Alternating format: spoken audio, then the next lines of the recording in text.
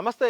తెలంగాణ రాష్ట్ర రాజధాని హైదరాబాద్లో నిత్యం ట్రాఫిక్ సమస్య అయితే బాగా ఏర్పడుతుంది. ప్రయాణికులు కూడా ఎంతో ఇబ్బంది పడుతున్నారు. సకాలంలో వాళ్ళ గమ్యస్థానాలకు చేరుకోలేక కూడా వాళ్ళు ఆగ్రహం, ఆవేదన వ్యక్తం చేసిన పరిస్థితి కనిపిస్తుంది. ఇక ప్రభుత్వాలు కూడా ఎలాగైనా హైదరాబాద్లో ట్రాఫిక్ తగ్గించాలి, ఫ్లైఓవర్ల ద్వారా కూడా కొద్దిగా ఉపశమనం కల్పించాలి.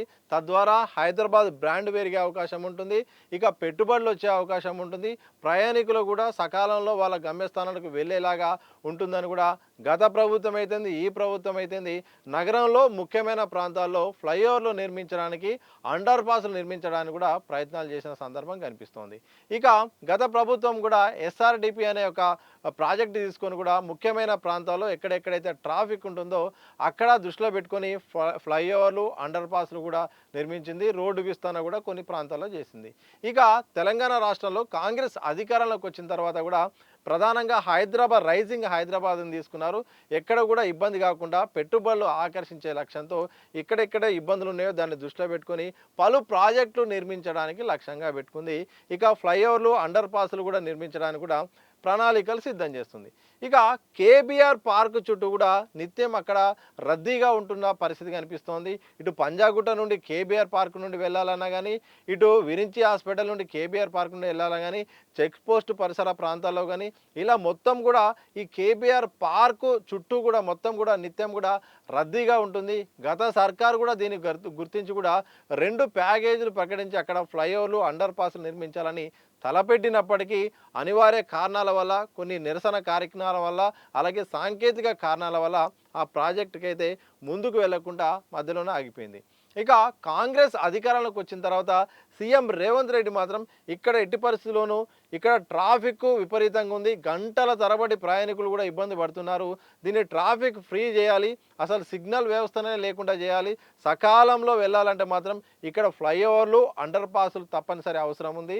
ఇక్కడ మాత్రం నిర్మించాలనే ఉద్దేశంతో ఆయనే మున్సిపల్ శాఖ మంత్రి ఉండడంతో ఇక్కడ తప్పకుండా ఒక 7 ఫ్లైఓవర్లు, 7 అండర్ పాస్లు, ఒక రోడ్డు విస్తరణ, అలాగే జంక్షన్ల నిర్మాణం కూడా చేపట్టాలని కూడా ఆయన ఒక నిర్ణయం తీసుకున్నారు.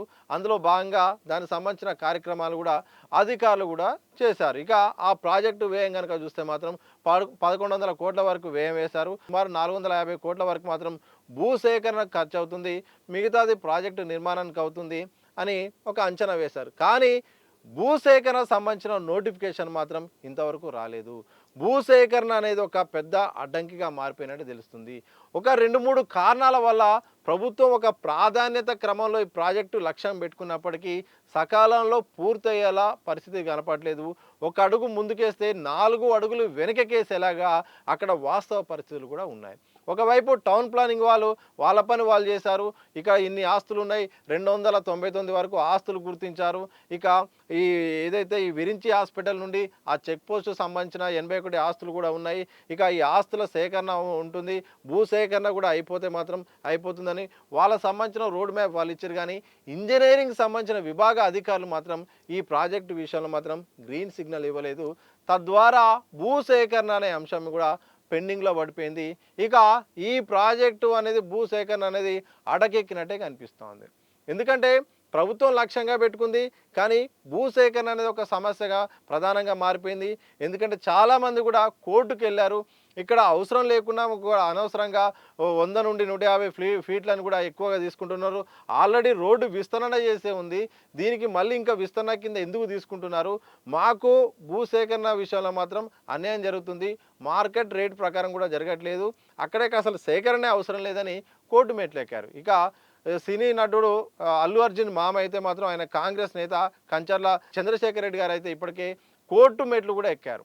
అంటే మాకు ఇక్కడ అవసరం ఉన్న రోడ్డు సరిపోతుంది, కానీ ఇక్కడ విస్తరణ కోసం ఇంకెక్కువ తీసుకుంటున్నారు, తద్వారా ఇంటి ప్రాంగణాలు కూడా పోయే అవకాశం ఉంటుంది, అంత అవసరం లేదని కూడా వాళ్ళు వాదిస్తున్నారు. కొంతమంది ఇవ్వడానికి సిద్ధంగా ఉన్నప్పటికీ మార్కెట్ ధరకు దానికి సంబంధం లేదని చెప్తున్నారు. అసలు ప్రాజెక్టు వీళ్ళు అనుకున్నదే భూసేకరణకే సుమారు 455 కోట్లు అయితే అంచనా వేసుకుంటే ప్రస్తుతం అధికారుల లెక్కల ప్రకారం 740 కోట్ల వరకు అవుతుంది. అంటే దాదాపు 30 ప్రాజెక్టు అనుకున్న వ్యయంలో మొత్తం అసలు 300 మొత్తం ఇక్కడే అయిపోయేటట్టుంది. ఇది మా 740 కోట్లు కూడా ప్రాథమిక అంచనానే. అంటే మరింతగా పెరిగే అవకాశం ఉంది. అంటే 1000 కోట్లు అయినా ఆశ్చర్యం లేదు. ఎందుకంటే అధికారులు లెక్కేసుకున్న ప్రకారం మాత్రం గజానికి మాత్రం గజానికి 60,000 నుండి 90,000 ఉంటుందని అధికారులు లెక్కేసుకున్నారు. కానీ యజమానులు ఏమంటున్నారంటే ఇక్కడ అసలు మార్కెట్ రేటు ప్రకారం ఇక్కడ ప్రస్తుతం ఉన్న రేటు ప్రకారం మాత్రం గజానికి 4 నుండి 6 లక్షలు ఉంటుంది. అది కూడా ఇప్పుడున్న పరిస్థితులు ఇంకా పెరిగే అవకాశం ఉంటుందని చెప్తున్నారు. ఇంకా భూసేకరణ చట్టం ప్రకారం మాత్రం భూమికి కోల్పోయిన వారికి దాదాపు డబల్ ఇచ్చాల్సిన అవసరం ఉంటుంది. అంటే 5 లక్షలు ఖర్చు అయితే 10 లక్షలు ఇవ్వాల్సి వస్తుంది. 399 వరకు ఆస్తులు గుర్తించారు. కేవలం అందులో 10% వరకే భూసేకరణ సంబంధించిన ప్రాసెస్ ఈజీ అయిపోయింది. అంటే 90% వరకు భూసేకరణ చేయాలి. అధికారులు మాత్రం వాళ్ళ పని చేస్తున్నప్పటికీ భూసేకరణ అనేది సమస్యగా మారిపోయింది. ఇటు ప్రాజెక్టు అంటే భూసేకరణ కోసం పెట్టాల్సిన డబ్బులు మొత్తం ప్రాజెక్టు పెట్టాల్సిన డబ్బులని కూడా భూసేకరణ పెట్టాల్సిన పరిస్థితి. అంటే నిధుల కొరత ఒక సమస్య అయితే ఇంకొక ఆలోచన కూడా చేశారు. ఏదైతే యజమానులు ఉన్నారో వాళ్లకు భూమి కొనడం కాకుండా లీజు ప్రాతిపదికన ఇవ్వాలని కూడా ఆలోచన చేశారు. ఆ లీజు ప్రాతిపదికన ఇద్దామనుకున్నా కానీ యజమానులు దానికి యాక్సెప్ట్ చేయట్లేదు. అంటే వాళ్ళు అనుకున్న అమౌంట్ వీళ్ళు ఇవ్వలేకపోతున్నారు, వీళ్ళు అనుకున్నది వాళ్ళు తీసుకోలేకపోతున్నారు. ఇలా ఈ ప్రాజెక్టు ఇబ్బంది అయ్యే పరిస్థితులు అయితే కనిపిస్తున్నాయి. మరొకటి పూర్తి స్థాయి జిహెచ్ఎంసీ చీఫ్ ఇంజనీర్ లేకపోవడం పెద్ద సమస్యగా మారిపోయింది. ఈ ప్రాజెక్టు ముందుకెళ్ళబోతుంది. ఆయన కింది స్థాయి అధికారులు ఇచ్చిన ఫీల్డ్ లెవెల్లో ఉన్న అభ్యంతరాలను ఆయన దృష్టికి తీసుకొచ్చిన కానీ ఆయన దాన్ని పట్టించుకోవడం లేదట. నేను చెప్పిందే వినండి, నాకు తెలుసు, మీరు చెప్పాల్సిన అవసరం లేదని కూడా ఆయన చెప్తున్న నేపథ్యంలో కూడా అదొక అవరోధంగా మారిపోయిందట. ఇలా మొత్తానికి ప్రాజెక్ట్ అసలు ఒకవైపు టెండర్ ప్రాసెస్ అయిపోయింది, కంపెనీలు కూడా ముందుకు వస్తున్నాయి, టౌన్ ప్లానింగ్ కూడా వాళ్ళ పని వాళ్ళు చేసుకుంది. కానీ ఇంజనీరింగ్ విభాగం మాత్రం ఈ యొక్క భూసేకరణ సంబంధించిన నోటిఫికేషన్ విషయంలో వెనకడుగేస్తున్నారు. ముందు గ్రీన్ సిగ్నల్ రాని పరిస్థితి.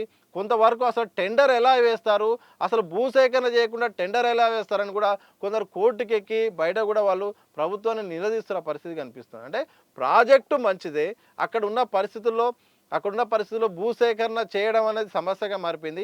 అక్కడ కనుక ఫ్లైఓవర్లు వస్తే, అండర్ పాస్లు వస్తే చాలా వరకు గంటల వ్యవధి వరకు ఇబ్బంది పడాల్సిన వ్యక్తులు కూడా చాలామంది ప్రయాణికులు కూడా ఉపయోగమయ్యే పరిస్థితి ఉన్నప్పటికీ వాస్తవంగా ఆ ప్రాజెక్ట్ అంత శరవేగంగా అంత పెద్ద ప్రాజెక్టు నిర్మించాలంటే మాత్రం ఖర్చుతో కూడుకున్న పని అవుతుంది. సాంకేతికంగా ఇబ్బందులు వస్తున్నాయి. భూసేకరణ అనేది చాలా ఇబ్బందిగా మారుతుంది. నిధుల కొరత, నిధుల ఖర్చు కూడా అనుకున్న వ్యయం కంటే డబల్ అయ్యే అవకాశం ఉంది. ప్రభుత్వమే 1100 కోట్లు అనుకుంటే అది 2000 కోట్లైనా ఆశ్చర్యం లేనంత పరిస్థితులు. ఎందుకంటే ఖర్చులు పెరిగిపోయినాయి. అక్కడ భూసేకరణ అనేది అత్యంత బంజరాయిల్స్, జూబ్లీస్ ప్రాంతాల్లో అసలు ఆ భూములు అనేది అసలు అత్యంత రేటు ఉంటాయి. మార్కెట్ రేటుకు ఆ రిజిస్ట్రేషన్ రేటుకు సంబంధం ఉండదు. అక్కడ కొన్ని వేల కోట్ల ఆస్తులకు సంబంధించిన వ్యవహారం. పెద్ద పెద్ద బడా బాబులు ఇండ్లు ఉన్నాయి, వాళ్ళు ఇల్లు కోల్పోతారంటే వాళ్ళ స్థలం ఇచ్చే పరిస్థితిలో ఉంటారా? వాళ్ళకు గదానికి ₹1,00,000 ఇస్తే తీసుకునే పరిస్థితులు ఉంటారు. వాళ్ళే 6 నుండి 8 కోట్ల వరకు ఉంటుంది, 9 కోట్ల వరకు డిమాండ్ చేస్తారంటే ఆ స్థాయిలో ప్రభుత్వం ఇచ్చే పరిస్థితి ఉంటుందా? ఈ ప్రాజెక్ట్ అసలు ముందుకెళ్తుందా? వాళ్ళు మాత్రం అసలు ఉన్న రోడ్డును ఇట్లే ఉండి నిర్మించుకొని వాళ్ళు చెప్తున్నారు. మరి ఈ విషయంలో మరి సేకరణ విషయంలో ఏమైనా వెనకడిగేసి ఉన్న దాంట్లోనే నిర్మాణం చేపడుతుందా? ఇలాంటి చాలా సమస్యలు ఉన్నాయి. ప్రధానంగా ఫ్లైఓవర్ ఏదైతే కేబీఆర్ పార్క్ చుట్టుపక్కల కూడా మొత్తం ఆ ప్రాంతాన్ని ఆనుకొని ఉన్న ప్రధాన దారుల్లో ట్రాఫిక్ను తగ్గించడానికి ఫ్లైఓవర్లు నిర్మించడానికి తెలంగాణ ప్రభుత్వం అయితే సిద్ధమైంది. అలాగే ఈ యొక్క Banjara Hills road number 12 Virinchi hospital నుండి నేరుగా అక్కడ అంటే దాదాపు 6.5-7 కిలోమీటర్లు ఉంటుంది. ఏదైతే ఉందో అక్కడ యూసఫ్గూడ ఫ్లైఓవర్ దగ్గర అక్కడ వరకు కూడా ఏర్పాటు చేయడానికి ప్లాన్ చేస్తున్నారు. ప్రధానంగా అక్కడికంటే ముందే ఇక్కడ జూబ్లీ చెక్ పోస్ట్ నుండి రోడ్ నెంబర్ 12 అక్కడి వరకు భారీ స్థాయిలో రోడ్డు విస్తరణ చేయాలని కూడా లక్ష్యంగా పెట్టుకున్నారు. అది కూడా అవరోధంగా మారిపోయింది. మరి చూడాలి.